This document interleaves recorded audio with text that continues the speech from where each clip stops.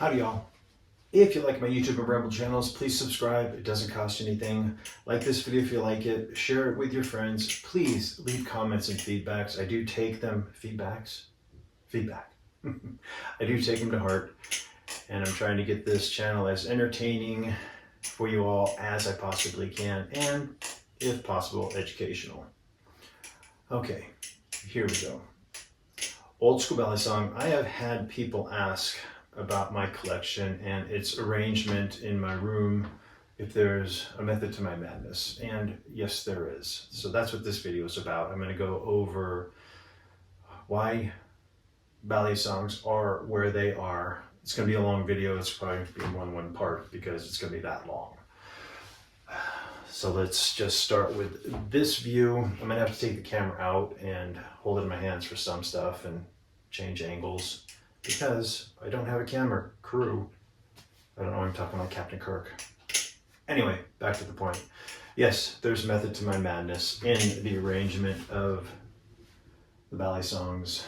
I'm going to be honest, it goes off my favorites. Now, not all my favorite makers can be on my desk. Some of them are over there in other areas of honor, so to speak. So let's start with the desk first. The makers on my desk are my favorites. Of course, Haystack has an area of its own because I have a lot of his knives. I'm going to use my latest acquisition, the Slimline by Jason Lyons, as my pointer today. Front and center, I have the Mantis. I have Oatmeal Flips making me a stand, especially for this knife. And then, of course, we got my OSB stand with my Alice, which is very rare, front and center. But let's go to makers that I have multiples of. We've got my Nathan Dewey. I've got 12 Deweys, 13 if you count the sword. And I'm going to do a video on the sword too by itself. So I got the Deweys, and I've also got my Garden Pains. I've got 11 of his, and he is making me another one. Then I've got Indiana John, JK, Julian. I've got basically his, and then I've got the ones that he's machined over here. And then I've got in this rack, did I mention Indiana John? Okay, anyway, I think I did. I've got the Terry Jens, my Daborskis, and then my Laniers. On this one, I've got my Ballet Ballistic and then my Stitch, because there's two empty places here. And then if you look down low, I got my Clark Jewel Lyras, all my autos that I like, and then I've got a couple cases with autos and OTFs and my favorite folders. On the desk, I've got the case that was empty. I moved some stuff around. I've got my J Lyons here, and then a couple knives that I flip here. So that is what's on my desk. Now, when we go away from the desk, I'm going to move the camera because that's going to get a little tricky. And I'll actually probably do that now. So I'll stop the video now and grab the camera and we'll go for a little walk. Right next to my desk are these shelves, which originally were for different ballet songs, but my Haystack collection outgrew the custom case I made for it really fast. And these are arranged in specifically. That's, of course, that may change because there is room for growth on these shelves. What we got here is my swells. We've got the custom-made swell with the Damascus blade and the brass handles. We've got the very first Haystack swell and then another stainless steel one. We've got the Jigsaw trainers. Then we got the very first Devil that was produced. Well, that was these ones. Anyway, the official Devil And then we've got all the devils that came up to the Sea Devil here. And then we've got basically the rare. We've got the Sandwich Jesus Devils. There's only 2 of those. They're both here. And then we got the Jesus Devil there. And then we've got the rare Double Devil. There was only one time that this pattern was made, and that's on this one. And then we've got the first Sea Devil, and then the Anti-Fragile. Down here, hang on, is my dog barking? No.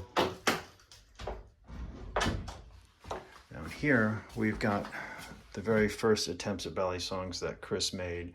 Then we've got this Franken parts, I call it, because this was a blade that I broke. And then these are some handles that are for the original prototype of the Carlo. And then the way they're arranged down here, since I spilled over up top, we've got the DMCs to the Carlos. Then we've got the stainless steel prototype. We got the aluminum mock-up, the very first Carlo, the very first production Carlo, a blackened one, and then the prototype for the Zen Carlo, a Katana song, and then all the iterations of the Zen Carlo, including this beautiful one that I just got. And then we've got all the fancy smancy ones. We've got the Katana song, which you all know about. This one's designed to look like the handle of a katana when it's open. And then it had the reverse blade put on it. Reverse blade put on this one. You can see when it's open and closed. And this is also a life death. And then we've got the Koi, the only full dresser devil in existence. This one is beautiful. And like I said, we got the Koi, and then I put the Koi Sea Devil in the OG stand, logo stand. Let's see what else from here. From here, I think I will go to the other side. To the right of my desk is some of my old school stuff. The old school stuff are near and dear to my heart, so that's why they're also up front. There are some over there that aren't technically old school, like the Spyderco and the one fancy dragon one on the bottom, which is actually, I think, a $5 knife that I just think is super cool. And then there's some brass ones over there that aren't technically old school, but they're brass and they're cool, so they're over there. And then I got old school on the wall also. And they're on the wall because I don't plan on flipping them, because some of them are actually old. And then I've got my Erickson here, which is old. I don't plan on flipping it, so I mounted it to the wall. As with these Puba knives, are very old school. The two in the middle are Puba, the other ones aren't. Then on these shelves, we've got, this is still kind of old school, because these are the cheaper knives here that I got because I thought they were cool. Then we have the knives from China. This one is a cheap one from China that I just love, that blade profile. That is so cool. The Flightanium doesn't really belong here, but I got nowhere else to put it, so it's going to reside there for now. And then we got the Bradleys, and then some cool stuff right here. Rainstorm here. So yeah. When we go here, on the sewing machine, I've got my minis. I love my minis. I got 2 mini Deweys over there. The Deweys stay with the Deweys. And if you've noticed, my makers, how do I put this? If a stand has knives on it, that's usually from one maker. Like with Julian, Julian's knives only come to here. So I continued on the ones that he machined to the next one. Does that make sense? So I try to keep all the makers in one area. So like with this, way this is arranged, I've got my three, that's upside down. Why is that upside down? There. Life is back to normal now. It's not upside down. There we go. I got my Ceronis, 3 Ceronis, my 2 Fiors, my Fox Fior, and then my 2 hammers, and then my 2 OSP. So the makers stay together. And then this one is basically the one-offs that I have. So I've got one JW, I got 2 Corvus, I got the T7, and then you can see on down, I don't have doubles there. And then this front rack is my cool rack. Oh, can't forget the GPs there. My Reaper knives, those are so cool. I've got another GP here, an Oaken Forge, Psycho, and on down. So I've got that little special rack right there, which is very, very graily, I guess you would put it. Okay, and then we're gonna come over here. Before I move on to the cave, I forgot to mention that the knives that are highlighted and basically showcased, the makers, those are the ones I consider friends. Like here, Grant with Mikuro Machine Works. I consider him a dear friend. If we go to my desk, we've got Varden Payne, Indiana John, Nathan Dewey, Maurice Dabowski, Seth Lanier, Julian with JK Design. I consider them friends. That's another reason why they're highlighted, because I have a personal connection to them. So most of the makers on my desk, I consider them friends. Clark Joel, Moss, they're my friends. So why wouldn't I showcase their knives? Anyway, back over here. I already mentioned Mikuro. We got my Beaglers next to them. Then this is not as organized as, say, the desk area. This one just goes off of basically the knife. Now I do have the Cerivos here, which I have 13 of them, and Chris Cerivo, I still consider a friend, even though he ghosted me and I don't know what's going on in his life. I'm hoping that someday he'll get back in touch, because he still owes me 2 knives. But even if he has ghosted me and unfriended me and whatever, God, I hope he's safe.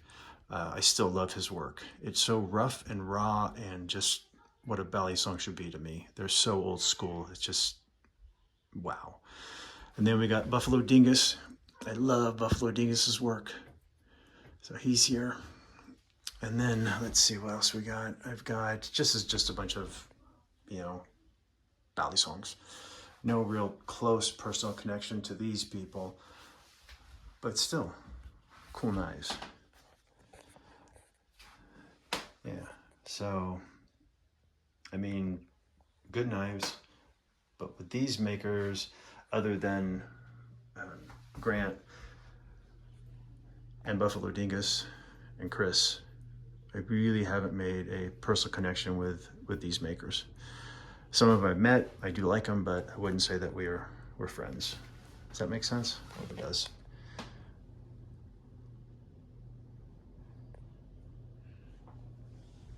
Yeah, and now the fun part. Okay, really quickly, I'll go over the other weapons in this room, not my firearms. We got my fighting sticks, and yes, I did at one time use these and was proficient at them. I am not anymore. We've got the traditional Filipino blades there, and of course a Reaper scythe.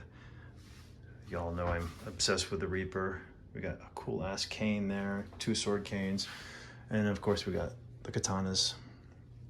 Some more original old school Filipino blades, and then the bally swords. More Filipino blades, more Filipino blades. And then this long blades I've acquired over the years. And then we've got these tactical ones. This is a Panabis. This one's really cool. The Panabis. Since we're here, I've also started whip collecting. I'm not going to get into detail with the whips here. And then we got all my axes that I collect. That's my oldest matching pair right there. Really cool. And I think that's it for this wall. Then we go over to this one. I got more axes here. Then I got my Wingard wearables. Some more fighting sticks. More axes. I've been over those. The folding size, which are really cool. More whips over there. Woohoo. Tonfa. And then my nunchaku. And yeah, I hit myself a lot with them. More whips. I do still enjoy playing with the nunchaku. Cracking a whip is terrifying, I've learned. And that brings us to what I call the case of despair, or the case of not give a shits. In here is the makers and the knives that I have that I don't really like or care about.